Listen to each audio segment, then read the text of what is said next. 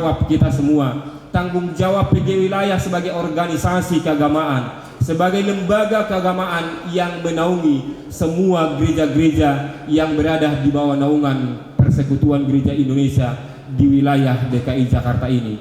Sekali lagi kami mengucapkan selamat hari ulang tahun buat PGI Wilayah DKI Jakarta yang ke-59.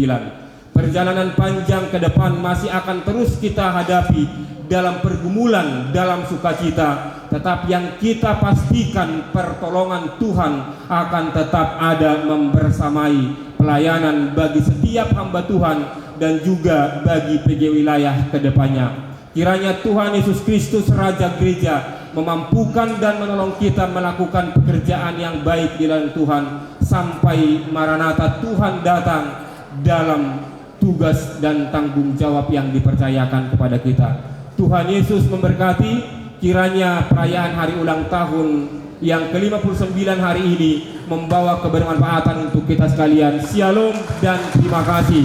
Tuhan memberkati kita semua.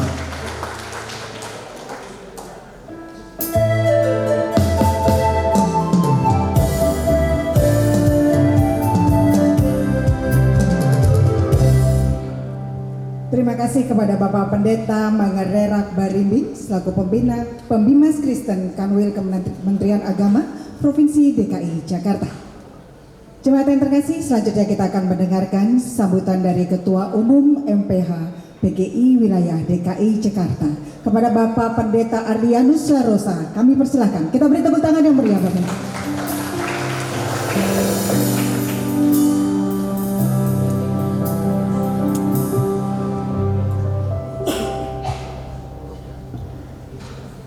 Selamat sore Bapak sekalian. Selamat sore. Sebentar lagi jam 6. Jam 6 sebenarnya kalau saya jam makan saya itu jam 5 sore. Udah lewat jam makan saya. Tapi Ibu Bapak yang jam 7 makannya ya? Ya. Udah lapar belum? Sudah? Oh, udah, terima kasih. Ya. Yang saya kasihi Pembimas Kristen Protestan Kanwil Departemen Agama DKI Jakarta, Bapak Pendeta Margarera yang saya kasih, Mangarera, yang saya kasih pimpinan-pimpinan gereja-gereja anggota PGW DKI Jakarta yang ada, yang hadir pada malam ini, yang saya kasih rekan-rekan MPH, MP dan BP PGW DKI Jakarta, seluruh anggota jemaat, ya, panitia dan para pengisi acara yang luar biasa pada hari ini, dan tentu saja kepada Majelis Jemaat Pok Halim yang memungkinkan kebaktian pada hari ini dapat kita selenggarakan dengan baik.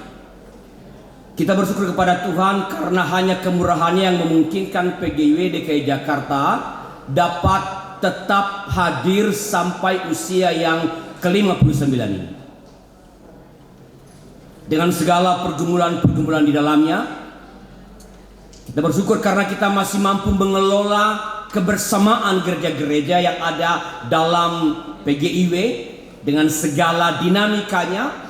Sampai hari ini kita bisa bersama-sama untuk mengerjakan karya-karya misional di DKI Jakarta.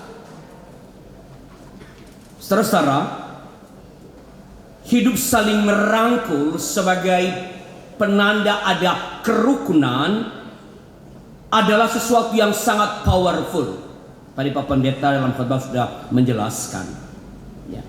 Pemazmur menggambarkannya sebagai minyak yang selalu memberikan kesegaran bagi para pemakainya. Ini kesegaran dalam wajah, ya.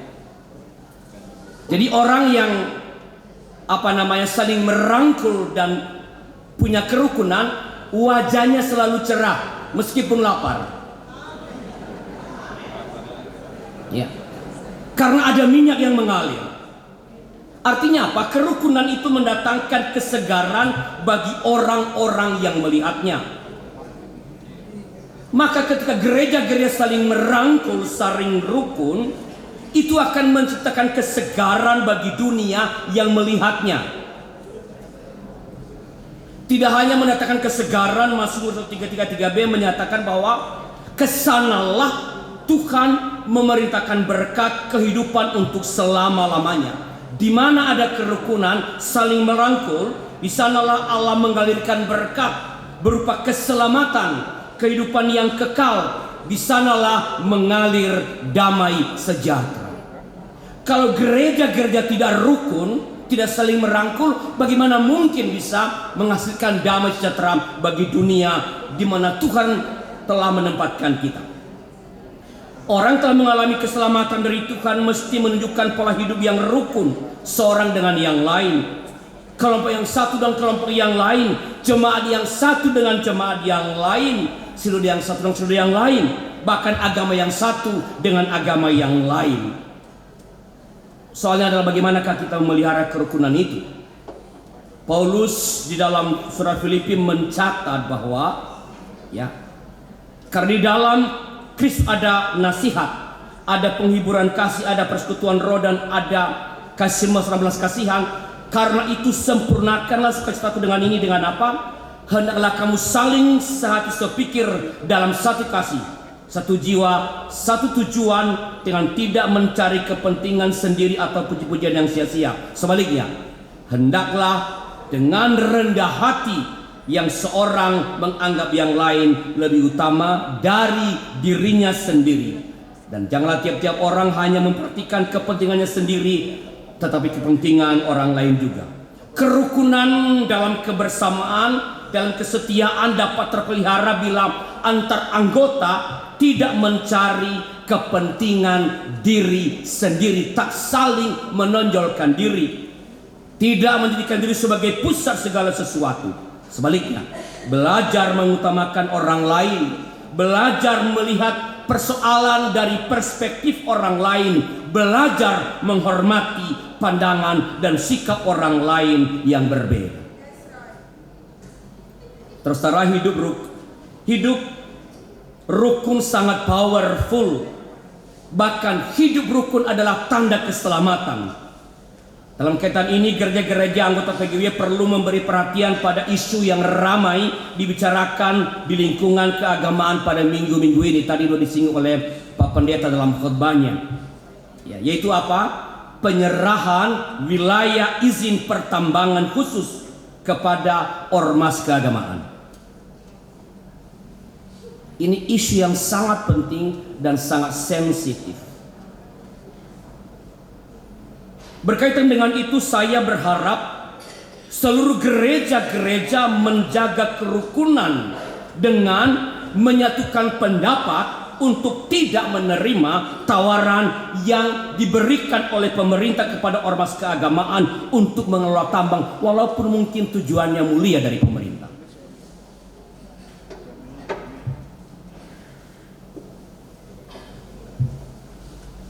Meskipun tawaran ini kalau kita baca dengan teliti, supaya kita jangan salah merespons, ditujukan kepada badan usaha, jadi bukan sekadar ormas keagamaan. PGIW nggak punya badan usaha. Meskipun ini ditujukan kepada badan usaha atau koperasi yang dimiliki ormas keagamaan, kita harus mengatakan bahwa niat yang mungkin baik dari pemerintah kita ini akan menimbulkan terlalu banyak komplikasi kalau gereja menerimanya. Gereja-gereja dalam pengetahuan saya yang terbatas tidak memiliki badan usaha atau koperasi yang bergerak di bidang pertambangan. Gereja asal saya sendiri punya 12 PT, tapi nggak ada yang bergerak di bidang tambang. Bisa pendidikan, rumah sakit, berkaitan dengan masalah-masalah sosial. Tidak ada yang di bidang tambang. Selain itu, panggilan gereja untuk mengadvokasi, mengedukasi serta memberdayakan masyarakat lokal yang banyak jadi korban dari perusahaan-perusahaan pertambangan akan menjadi tumpul bahkan bisa mati ketika gereja terlibat dalam usaha pertambangan. Pada saat yang sama, kita menjaga kerukunan terhadap ormas-ormas keagamaan yang lain yang mungkin tertarik dengan tawaran pemerintah. Jangan nyinyir kepada mereka yang tertarik, karena mereka mungkin punya pertimbangan-pertimbangan yang berbeda dengan kita. Kita menjaga kerukunan sambil berharap dan berdoa. Andaikan ada ormas keagamaan yang menerima tawaran itu, maka ormas keagamaan ini akan jadi contoh pengelolaan tambang yang ramah lingkungan dan memberdayakan penduduk lokal. Karena selama ini perusahaan-perusahaan tidak memberi dampak yang baik kepada warga lokal. Hasil alam dikeruk, tapi penduduk lokal tetap miskin dan tertinggal. Jadi kalau ada ormas keagamaan yang menerimanya, kita jangan nyinyir. Jaga kerukunan. Mungkin mereka punya pertimbangan yang berbeda atau punya kekuatan yang bisa mengelola dengan baik. Kita berdoa supaya andaikan itu ada, biarlah itu jadi contoh pengelolaan tambang yang ramah lingkungan dan memberdayakan penduduk lokal. Dengan demikian, usaha pertambangan diharapkan dapat mendatangkan keselamatan dan damai sejahtera. Akhirnya selama ulang tahun ke-59 kepada kita semua, selamat menjaga kerukunan yang mendatangkan damai sejahtera dan keselamatan bagi dunia. Saya tutup dengan dua buah pantun karena tadi di awal dimulai dengan pantun oleh Master of Ceremony.